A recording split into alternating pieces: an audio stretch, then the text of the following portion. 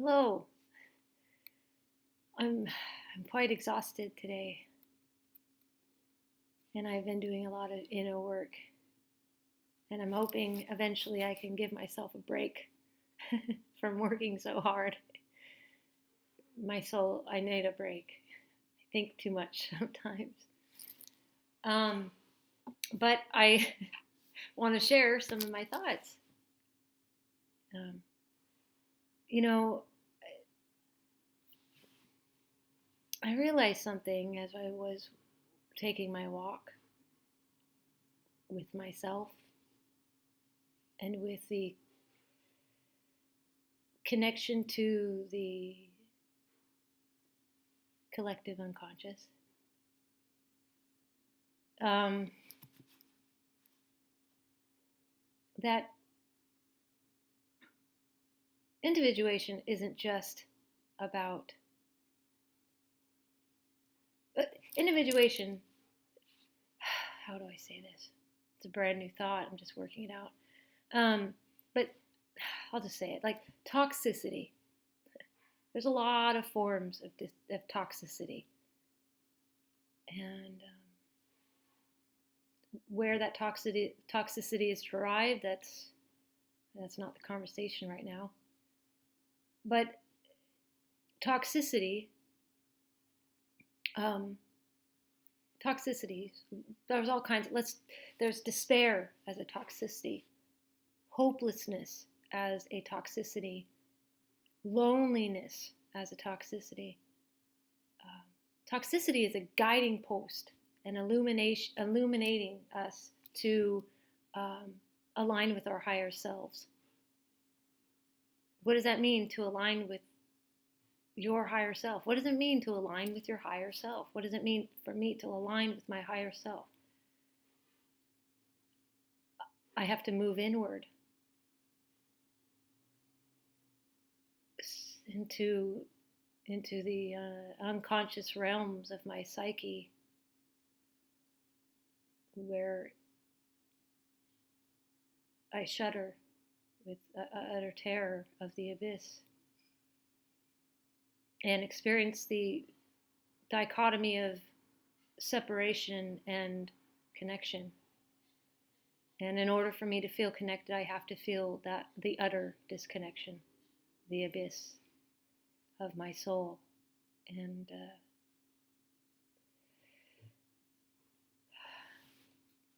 but let's talk about some of these toxicities. Despair. I'm just going to cover despair and loneliness. A little bit. Despair. What is despair?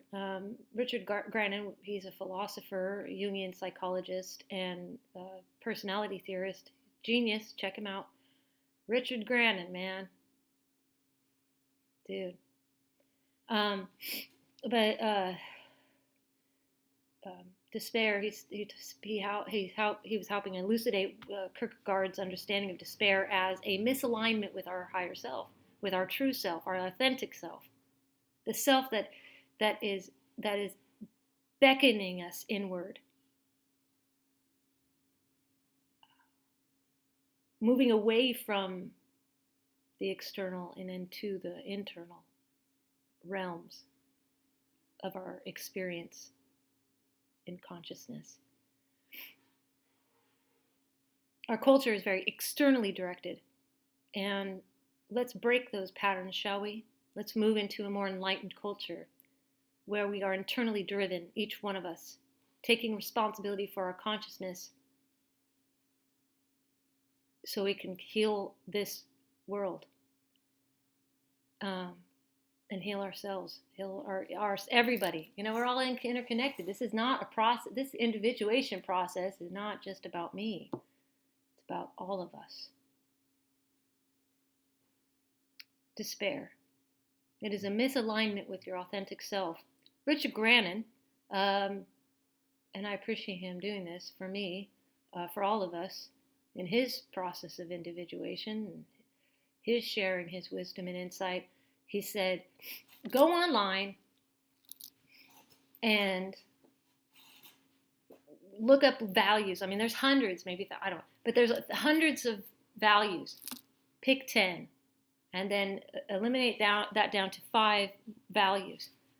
What are values? Like, I have a value of health. I value time. I value integrity. I value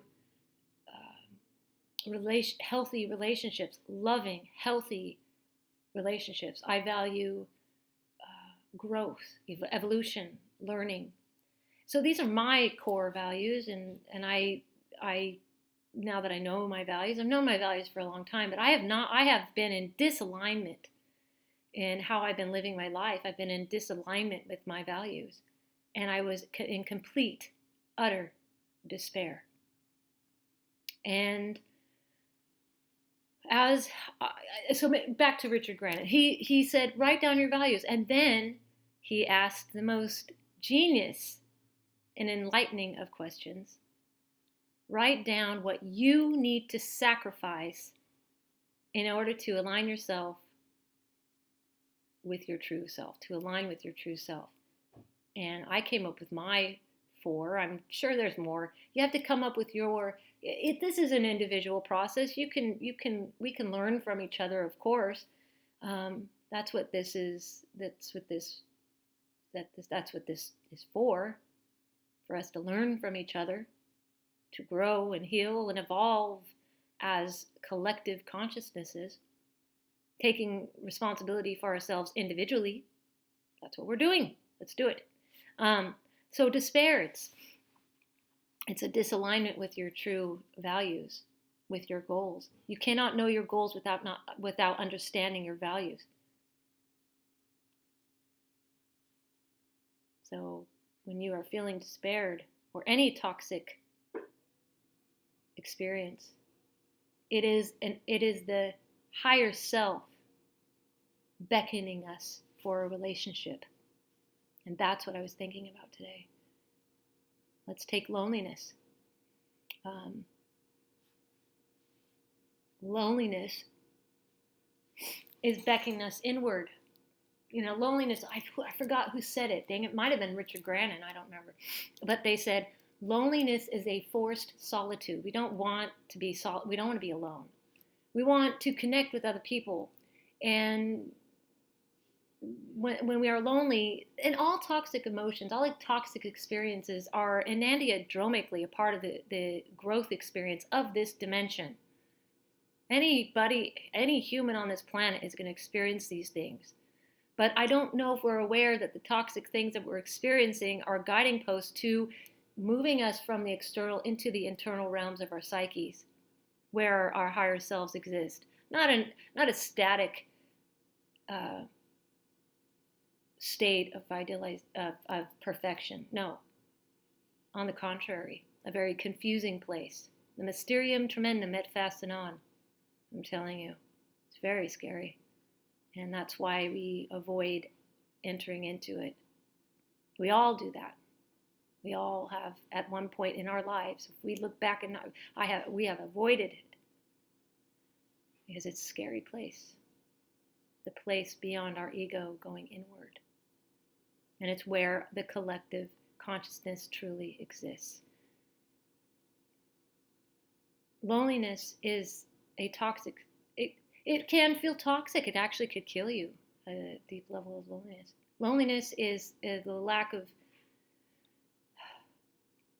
I don't know. I'm not going to go into what loneliness is. Let's not go into that, shall we? It's a little too that's digressing. But loneliness is a guiding. That's basically all I want to say right now. It's just it's loneliness, despair, hopelessness. These are things when we are disaligned with our relationship with our higher self, our internal constructs.